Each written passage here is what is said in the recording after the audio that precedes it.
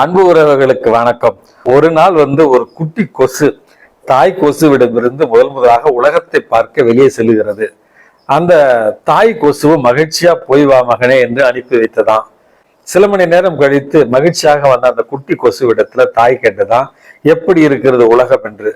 அந்த குட்டி கொசு சொல்லியதான், ரொம்ப மகிழ்ச்சியா இருக்கம்மா, என்னை பார்த்து எல்லாரும் கை தட்டினாங்க, ரொம்ப ரொம்ப சந்தோஷமா இருந்துச்சு அப்படின்னு அந்த குட்டி கொசு சொல்லிச்சான். மனிதர்கள் உன்னை பார்த்து கையெல்லாம் ஒண்ணு தட்டி உற்சாகப்படுத்தல, உன்னை அடிக்கிறதுக்காக அவங்க ட்ரை பண்ணிருப்பாங்க அப்படின்னு தந்தை கொசு சொல்லிச்சான்.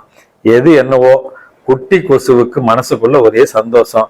நம்ம வெளி உலகத்துக்கு போய் வந்த நேரத்துல நம்மளை எல்லாரும் கைத்தட்டி வரவேற்றார்கள் என்று தன்னை கொல்ல நினைத்த அந்த முயற்சியை கூட உற்சாகப்படுத்துகிற ஒரு செயலாக எடுத்துக்கொண்டு மகிழ்ச்சியாக வாழ்ந்துதான் அந்த குட்டி கொசு. அன்பு மிக்கவர்களே, இந்த உலகமும் அப்படித்தான்.